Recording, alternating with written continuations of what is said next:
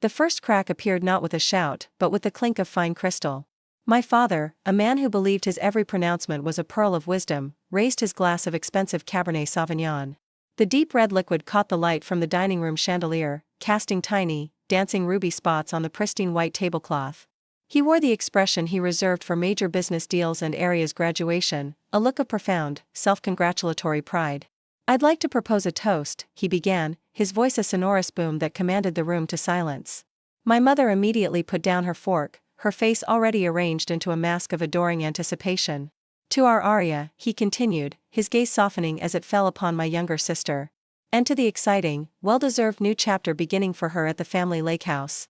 The air in the room, once warm with the scent of rosemary chicken and roasted potatoes, suddenly felt thin and frigid. My heart, which had been beating a calm, steady rhythm, gave a single, painful lurch against my ribs. I stared at him, waiting for the punchline, for the clarification that would make this insane statement make sense. None came. My mother, unable to contain herself, chimed in, her voice giddy and breathless. "We signed the final paperwork this morning. It's official. The lake house is Aria's now.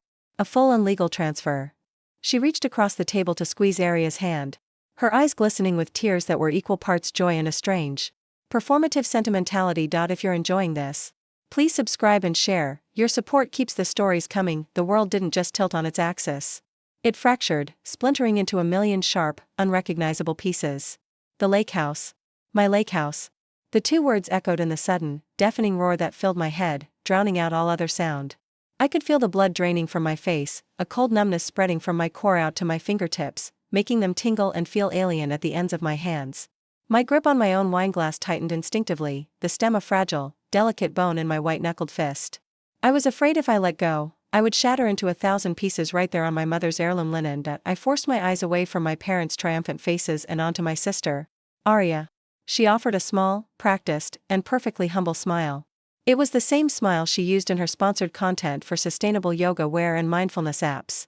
She gave a slight, graceful shrug of her shoulders.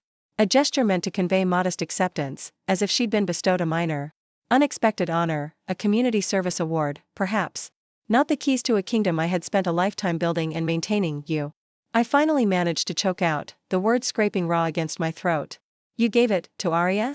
The question sounded stupid even to my own ears, childlike in its stunned simplicity. But my brain could not process the information. It was a fundamental law of my universe, suddenly and violently repealed. "But what about everything?"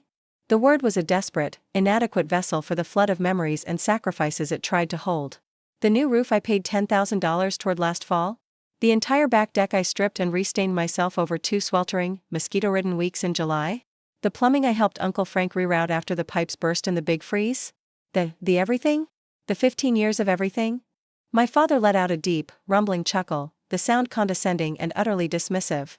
He waved his free hand in a vague, sweeping gesture, as if brushing away a bothersome fly. "Oh, for heaven's sake, Elizabeth, don't be so dramatic.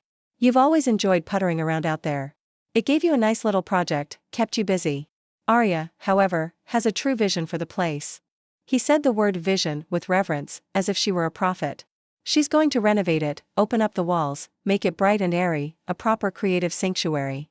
It's going to be the perfect backdrop for her brand. She'll actually get real use out of it." Puttering. The word was a slap.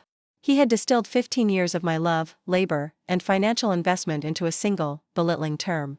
The roof that had saved the entire structure from catastrophic water damage was just me puttering. The countless weekends I had sacrificed, driving 2 hours each way through traffic to clear out gutters choked with pine needles, weeding the overgrown path to the dock until my back ached, patching shingles torn loose by winter storms, patiently winterizing the pipes each autumn. All of it was relegated to a quaint, slightly eccentric hobby. Aria's vision involved mood boards, neutral color palettes, and hashtags. My sweat, my savings, my splinters, and my sunburns were merely the unglamorous groundwork for her forthcoming aesthetic takeover. "It's not about using it, Dad," I said, my voice gaining a shaky, desperate strength. It trembled with the force of a hurt so profound it felt like my very skeleton might collapse under the weight. It's my home. It's the only place in the world where I can actually breathe. It's where I go to remember who I am when I'm not here, in this house, constantly being measured against her and found wanting." I gestured toward Aria, who had the decency to look momentarily startled. a flicker of genuine unease crossing her perfectly composed face before it was smoothed back into a mask of serene appreciation. "Elizabeth?" "That's quite enough," my mother interjected, her tone sharp and final. The tears of pride were gone, replaced by a flash of pure annoyance, as if I were a child having a tantrum in a fancy restaurant. "This is a beautiful, generous thing we are doing for your sister. She needs a tranquil, inspiring space for her creative work. You have your perfectly nice, perfectly functional little apartment in the city. This is what's best for the family." Best for the family. The phrase was a well-worn blade they had wielded against me my entire life. It was the unassailable justification for every inequity. It was the reason Aria got private flute lessons and a trip to Europe for her 16th birthday, while I made do with the school orchestra and a new backpack.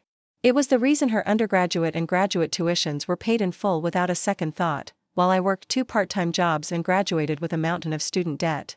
It was the mantra they used to systematically funnel the family's resources, financial, emotional, and now, historical, to the golden child, leaving me, the responsible, steady one, with the crumbs of their conditional approval. I was reliable Elizabeth. I was low-maintenance Elizabeth. I didn't have a brand to cultivate or a vision to realize. I just had a life, a quiet one, which apparently made my deepest attachments disposable. I looked at my sister, who was now subtly, almost imperceptibly, angling her phone on her lap, no doubt capturing the authentic, grateful family moment for a future post about legacy, generosity, and new beginnings. She didn't know the lake house. Not in the way I did. She didn't know the specific, comforting sequence of creaks from the floorboards on the way to the kitchen in the dark.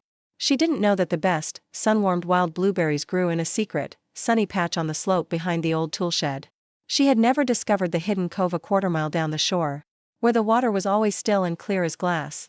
A sacred place I'd only ever shared with my childhood friend, Jack.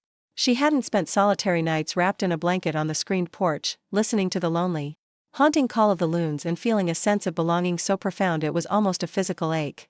To her, the lake house was a location, a backdrop, a potential content farm. To me, it was my heartwood. It was the central, anchoring core of my identity. The rest of the meal passed in a nauseating, surreal montage. My parents and Aria launched into an eager, excited discussion, their voices overlapping. "We'll finally knock down that dark, depressing wall between the living room and the kitchen," my mother declared. "And install a sleek, ethanol fireplace for ambience," Aria added, her eyes alight with the cold fire of commercial potential. "It'll be the perfect influencer retreat center," my father concluded, as if he'd just solved a complex business equation. They spoke about the property as if it were a blank, neglected slate, eagerly brainstorming how to erase the beautiful, worn-in, lovingly maintained masterpiece I had dedicated half my life to. Every laugh they shared, every clink of their glasses celebrating the systematic dismantling of my sanctuary, felt like a personal, visceral violation. I sat in stunned, suffocating silence.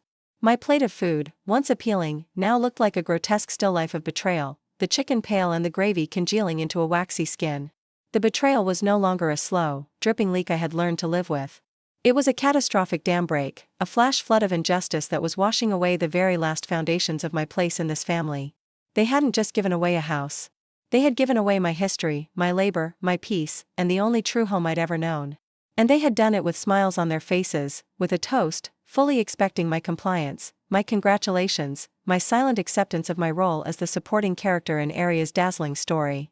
The fire that had been a small, banked ember of quiet resentment my whole life roared to life, hot, furious, and clarifying. This was not a simple oversight or a failure to communicate. This was an annihilation. And as I sat there, invisible and heartbroken amidst their gleeful celebration, I knew, with a cold, certain finality, that I would not let it stand. The quiet, reliable, ever-accommodating Elizabeth was gone. In her place was a woman who had just lost everything that ever truly mattered, and who, for the first time, had absolutely nothing left to lose. The rest of the dinner was a special kind of torture. I sat there, a ghost at the feast, while my family meticulously planned the funeral of my happiest memories. Their words swirled around me, each one a tiny, precise cut. "We'll have to tear out that old, lumpy couch," my mother mused, sipping her wine. "It's so dated." That couch was where I'd curled up with a book during 100 summer thunderstorms, the musty fabric smelling of pine smoke and damp wool. I'd napped there as a child, my head in my grandmother's lap, and the naughty pine paneling in the bedroom has to go, Aria declared with the certainty of a surgeon naming a cancerous organ. "It's so dark. We'll do a clean, white shiplap." I had carved my initials inside the closet of that paneled room when I was 12, a secret declaration that this place, this room, was mine. The walls had witnessed my teenage dreams, my first heartbreak, the quiet tears and the joyful plans. My father, ever the pragmatist, nodded along. The boathouse is practically falling down. We'll probably just have it demolished. Freeze up the view. A cold dread, colder than the numbness, gripped me. The boathouse. Its splintered wood and rusty hinges held a universe of meaning. It was where my grandfather had taught me to tie a proper fisherman's knot. It was where I'd stored my first canoe, a rickety old thing I'd painted a terrible, brilliant blue. It was a sanctuary within a sanctuary, a place of quiet industry and profound peace. They were going to bulldoze it for a better Instagram sightline. I couldn't speak. I couldn't eat. I just sat, my hands clenched in my lap, my jaw so tight it ached. I was an archive they had decided to burn down, and they were discussing the merits of different accelerants. The conversation eventually drifted to other topics, my father's golf game, a cousin's new job, but the seismic shock of their announcement had rendered everything else meaningless. I was outside of it all, trapped behind a pane of glass, screaming with a voice no one could hear, when my mother finally brought out her famous peach cobbler. The smell that usually filled me with comfort now made my stomach turn. I watched as Arya took a delicate bite, then immediately pulled out her phone to take a picture of it, adjusting the plate for better light. #blessed, she murmured, not to us, but to her unseen audience. Family desserts hit different. The hypocrisy was so staggering it was almost impressive. That was the final straw. The performative gratitude, the utter obliviousness to the devastation they had just wrought. I pushed my chair back, the legs screeching against the hardwood floor with a sound that finally silenced the table. I'm not feeling well, I said, my voice hollow and flat. It wasn't a lie. I felt violently ill. I'm going to head home. Oh, Elizabeth, don't be like that, my mother said, her brow furrowed in genuine confusion. You haven't even had dessert. She genuinely didn't understand. In her world, she had given one daughter a wonderful gift. The other daughter's inexplicable sadness was just a minor, inconvenient glitch in an otherwise perfect evening. It was this, more than anything, that confirmed my absolute alienation. I really can't, I said. Already turning away from the table. My father sighed. The long-suffering sound of a man dealing with an irrational employee. Let her go, Margaret. She needs to cool off. I didn't look back. I walked out of the dining room, through the overlit kitchen, and out the side door into the cool, blessedly silent night. The moment the door clicked shut behind me, I leaned against the rough shingles of the house, my body trembling with suppressed sobs. I wouldn't give them the satisfaction of seeing me break. Not here. Not now. The drive back to my city apartment was a blur of streetlights and tears. I fumbled with my keys at my door, my vision swimming. The moment I was inside, the dam broke. I slid down the back of the door onto the floor of my small, quiet living room and wept. I cried for the dock I had rebuilt. I cried for the garden I had nurtured. I cried for the screened porch and the loons and the secret blueberry patch. I cried for the little girl who had thought that place was hers, only to discover she was just a temporary caretaker for the favored sister. The grief was a physical weight, crushing and absolute. But as the storm of tears began to subside, leaving me raw and empty, a new emotion began to flicker in the void. It wasn't just sadness. It was a cold, clear, and focused rage. They thought I would just accept this. They thought I would swallow my pain, be the bigger person, and eventually show up to help Arya choose throw pillows for my porch. They had mistaken my quiet nature for weakness, my reliability for passivity. I stood up, my legs shaky but determined. I went to my bedroom closet and pulled a dusty, cardboard box from the very top shelf. It was labeled Lake House in my looping adolescent handwriting. Inside was not just a collection of objects, but a curated history. I lifted out a heavy, leather-bound photo album, its cover worn soft with time, sitting on the floor. I opened it. The first photo was of me at age 7, grinning a gap-toothed grin, holding up a tiny, wriggling sunfish. My grandfather's hand was on my shoulder. On the back, in my mother's handwriting, it said, Lizzie's first catch. She's a natural. I turned the page. Me at 10, covered in paint splatters, proudly standing next to the freshly painted shutters. Me at 16, looking pensively out at the lake at sunset, a journal in my lap. There were pictures of me repairing the stone steps. Of me and Jack laughing as we tried to push the old wooden rowboat into the water, of me reading on the lumpy couch. Of me stringing Christmas lights along the roofline, page after page, summer after summer. It was me. My presence was the constant. My joy was the narrative. My labor was the proof. They hadn't just given Arya a house. They had given her my life's work and were trying to erase me from the story. I picked up my phone, my thumb hovering over Jack's name. Jack, who had spent almost as much time at the lake house as I had. Jack, whose family owned the property next door. Jack, who was the only person on earth who would understand the magnitude of this betrayal. He answered on the second ring. Liz? Everything okay? His voice was instantly alert, hearing the tear-clogged silence on my end. I tried to speak, but another sob escaped instead. "Liz, I'm coming over," he said, his tone leaving no room for argument. "Don't move." 20 minutes later, a key turned in my lock. He was the only person besides me who had one. He walked in, his tall frame filling the doorway, his face etched with concern. He took one look at me, sitting on the floor surrounded by the photographic evidence of my life, and his expression hardened. He didn't ask pointless questions. He just sat down beside me, his shoulder pressing against mine, a solid, warm presence in my crumbling world. "They gave it to her, Jack," I whispered, the words barely audible. "My parents. They signed the lake house over to Arya today."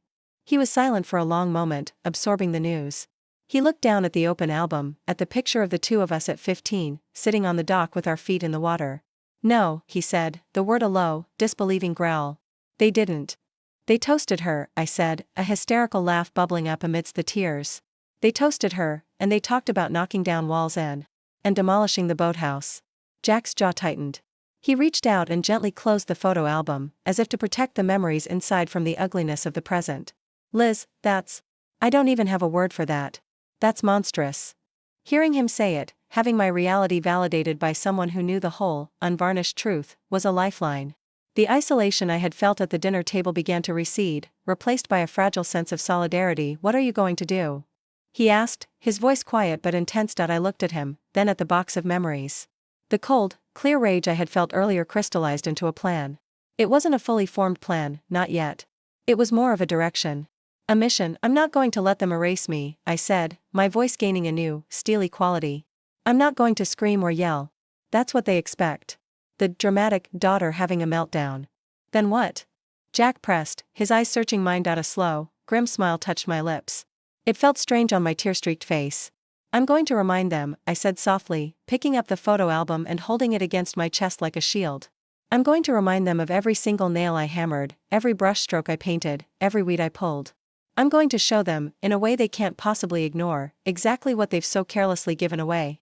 They think they handed Arya an empty house. I'm going to prove it was already full. It was full of me." Jack looked at me, a new respect dawning in his eyes.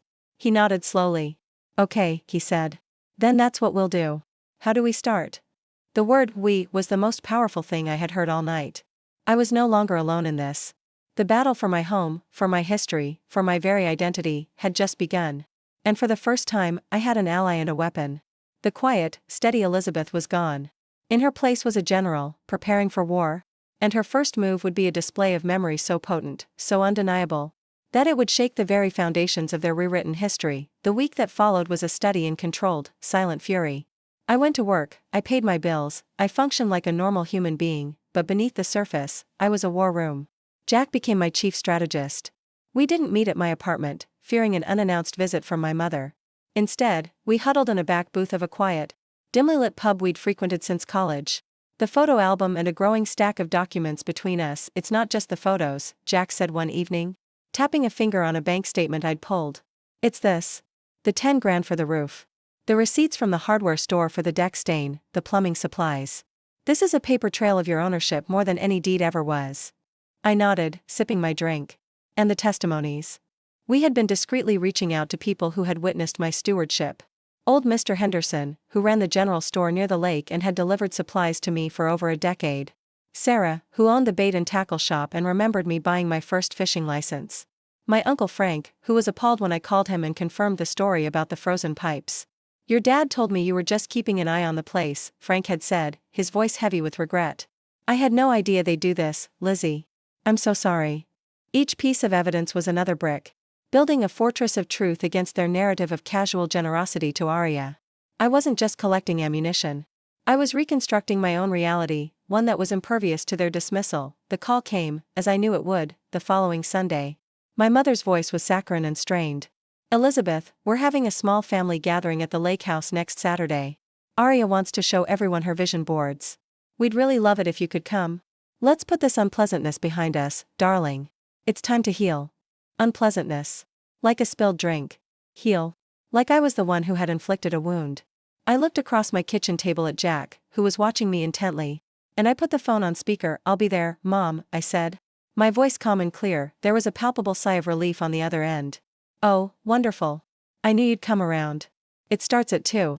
I'll be there, I repeated, and ended the call. Jack raised an eyebrow. You're going to walk into the lion's den? No, I said, a slow, deliberate smile spreading across my face. I'm going to reclaim my territory. The following Saturday, I dressed with purpose. Not in the frilly, uncomfortable dresses my mother preferred, but in sturdy, dark-washed jeans, worn-in leather boots, and a simple, well-fitting sweater. I looked capable. I looked like I belonged on a lake, not in a showroom. Jack picked me up, the photo album and a large portfolio case containing copies of all the receipts and testimonies on the back seat. The 2-hour drive was quiet, both of us lost in our own thoughts. As we turned onto the familiar, winding gravel road that led to the lake, my heart began to pound, not with anxiety, but with anticipation. We pulled up behind a line of cars I recognized, my parents' sedan, my aunt's SUV. The house looked the same, for now. But I could already see Aria's influence. A trendy, bright pink kayak was beached on the shore, clashing violently with the natural palette of greens and browns. We walked in without knocking. The scene inside was exactly as I had pictured it. My parents, my aunts and uncles, were clustered around Aria, who was standing in front of a large easel holding a glossy, digitally rendered vision of the lake house. It was virtually unrecognizable, all white walls, geometric light fixtures, and minimalist furniture. The lumpy couch was gone. The knotty pine was sheetrocked over. It was a sterile, soulless shell, and this is the wellness yurt we'll install by the water for meditation and private coaching sessions, Aria was saying. Pointing with a laser pen, the room fell silent as we entered. All heads turned toward us. My mother's smile was brittle. Elizabeth. You came. And you brought Jack. How nice. My father's expression was guarded. Aria looked momentarily annoyed at the interruption before plastering on her camera-ready smile. Liz. I'm so glad you're here. You can finally see the potential this place has. I didn't return the smile. I walked to the center of the room, feeling the weight of their stares. Jack stood just behind my left shoulder, a silent, formidable presence. I've seen the potential, Aria, I said, my voice carrying easily in the quiet room. I've been seeing it and building it for the past 15 years. My father sighed. Elizabeth, we're not doing this today. This is a happy occasion. Is it? I asked, meeting his gaze squarely. Is it happy to erase the person who kept this occasion from collapsing into the ground? I turned and took the portfolio case from Jack. I didn't open it yet. Instead, I walked over to the fireplace mantel, to the one remaining family photo that included me, a faded picture of all of us from nearly 20 years ago. Do you remember when this was taken? I asked the room, my voice soft but piercing. It was the summer the septic tank failed. I was 14. I helped Dad and Uncle Frank dig up the entire front yard. I came home smelling like a sewer for a week. But we fixed it. We saved the house. I turned to face them, the photo in my hand. That's what I've always done. I fixed things. I saved this house. Not with a vision board, but with blisters and sweat and my own money. I opened the portfolio case and began laying the documents out on the large wooden coffee table, the one I had helped my grandfather sand and varnish. $10,000 for a new roof. 2018, I said, placing the bank statement down with a definitive tap. Receipts for the deck stain, the plumbing repairs after the freeze, the new water heater. Each piece of paper landed with a soft thud, a counterpoint to Aria's glossy renderings. A statement from Mr. Henderson at the general store, detailing 15 years of my supply runs. A statement from Uncle Frank, confirming my role in the major repairs you so casually dismissed as puttering. My mother's face was pale. Elizabeth, this is inappropriate. What's inappropriate, Mother, I said, my voice rising for the first time, is giving away a life I built without even having the decency to tell me. What's inappropriate is pretending my love and labor for this place never happened. Then, I picked up the photo album. I didn't thrust it at them. I simply opened it and began to walk around the room, showing them. I showed my aunt the picture of me at 7 with my first fish. I showed my uncle the photo of me and Jack, teenagers, proudly holding up the rebuilt dock. I showed my parents the picture of me, at 16, looking out at the lake. This is the history you're so eager to paint over, I said, my voice thick with emotion I no longer tried to hide. This is the person you're trying to erase. This is my home. You may hold the deed, but you will never hold the truth of this place. That belongs to me.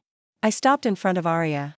Her vision board was looking flimsy and absurd next to the weight of my evidence. You can have the walls, Aria, I said quietly, so only she could hear. But you will never have the soul of this place. That died the moment you and Mom and Dad decided it was a commodity and not a home. The room was utterly silent. The air was thick with shame and stunned realization. My father was staring at the receipts on the table, a deep frown on his face, as if seeing them for the first time. My mother looked like she was about to cry, but for all the wrong reasons. Her perfect party had been ruined. I closed the photo album and hugged it to my chest. I looked at my family, at their shocked, uncomfortable faces, and I felt a profound and unexpected sense of peace. The battle was over. I had won. I hadn't won the house, but I had won something far more important, my story. I had forced them to see me, to acknowledge my role, my love, my loss. I'm leaving now, I announced, my voice steady and final. I won't be back. Don't ask me to celebrate this.